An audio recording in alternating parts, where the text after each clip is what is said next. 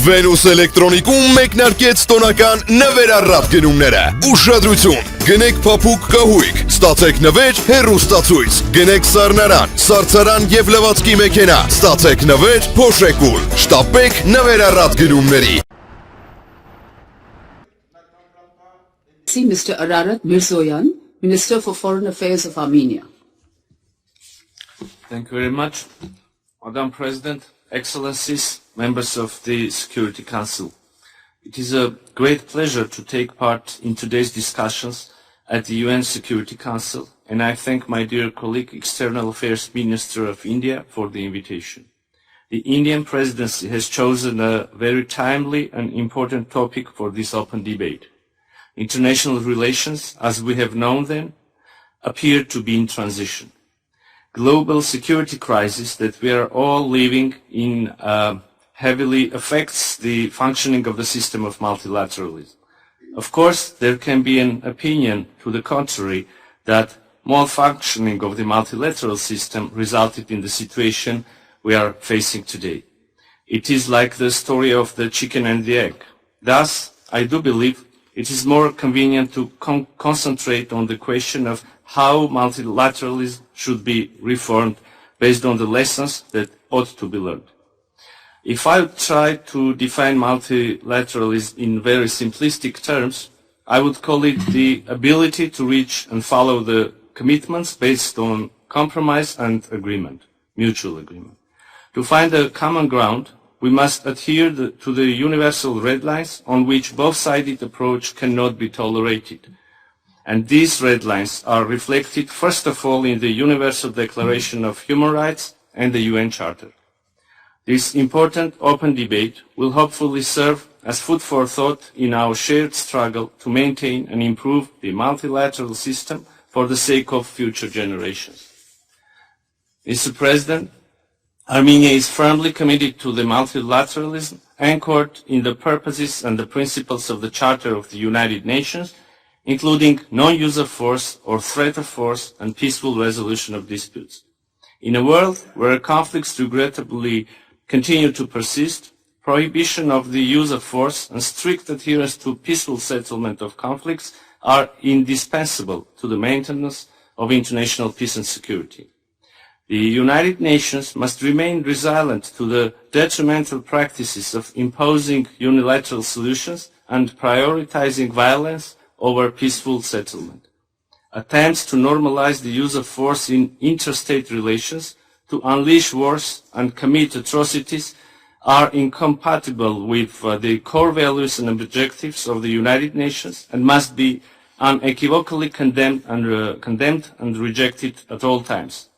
Strengthening the capacities of the UN and those of the Security Council to prevent and respond to such disturbing challenges is crucial for delivering on the objective of upholding international peace and security.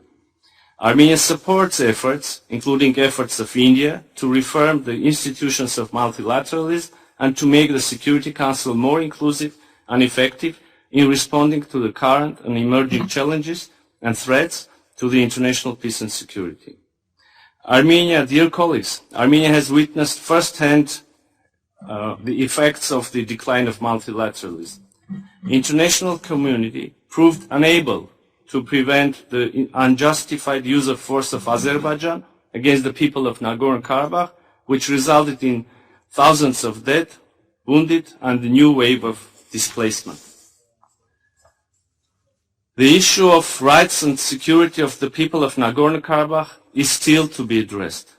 The people of Nagorno-Karabakh should be able to live in dignity and peace in their own homeland. The decline of multilateralism has manifested also in the inability of the security-mandated OSCE Minsk Group co-chairmanship to fulfill its duties. One of the parties to the conflict essentially blocks the activities of this format. Moreover, unilaterally declares that the Nagorno-Karabakh conflict has been resolved by use of force, thus hampering the potential solution of the conflict through international mediation. In the face of limited interest of the international community, the security challenges in our region only grew. Armenian sovereign territories have been continuously under attack. The last major incident was in September this year, and we requested an emergency meeting of the Security Council to assess the situation in full and to remain seized on the matter. The security situation, I regret to say, has not really seen any significant improvements. Despite the calls of the international community, Azerbaijan continues to keep sovereign territories of Armenia under occupation. We continue to face the growing military rhetoric of Azerbaijan that openly threatens our sovereignty and territorial integrity. 2 years since the cessation of military hostilities in Nagorno-Karabakh, the issue of return and repatriation of the Armenian prisoners of war remains unresolved. The Azerbaijani side continues its manipulations in order to artificially counterbalance the humanitarian issues and to turn the return of the Armenian POWs into a bargaining chip, which is totally unacceptable and should not be tolerated by the international community.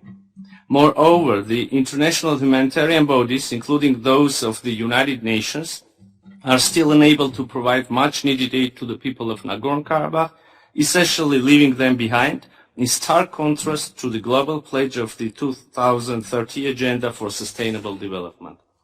Ironically, not only international humanitarian organizations, but even people living in Nagorno-Karabakh are denied access. It is already the third day that Azerbaijan, grossly violating its international obligations, has blocked the movement through the Lachin corridor, the only lifeline of Nagorno-Karabakh, which is now essentially cut off from Armenia and the outside world. As we speak, the people of Nagorno-Karabakh have been deprived of their right to free movement. Mothers are separated from their children. Terminally ill people can't get medical supplies and help. Even worse, in freezing winter conditions, the gas supply to Nagorno-Karabakh has been severed by Azerbaijan. Nagorno-Karabakh, dear colleagues, is facing the imminent threat of food, energy, and overall humanitarian crisis, which, if not addressed urgently, will lead into a catastrophe. In such conditions, the leadership of Azerbaijan claims that they are ready to provide rights and security guarantees for Armenians and that no international mechanism or presence is required. What we have at hand is illustrative of how they imagine these guarantees. Along with Azerbaijan's refusal to hold dialogue with Stepanakert on their rights and security, this position testifies to the fact that Baku continues pursuing a genocidal policy towards the Armenians of Nagorno-Karabakh.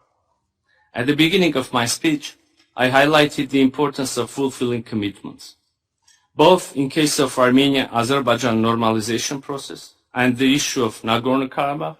Azerbaijan refuses to realize its own commitments that were reached also in multilateral formats. The actions, warmongering rhetoric, and maximalistic approach of the leadership of Azerbaijan puts the chance of reaching peace and stability in the South Caucasus under a serious risk. Mr. President, based on our own experience, we can argue that without effective multilateralism, the world will be devoid of peace and security. Hence, we must all strive to devise better, more efficient modus operandi in order to be able to prevent conflicts, genocides, and other mass atrocities and focus on peaceful, sustainable development. I thank you.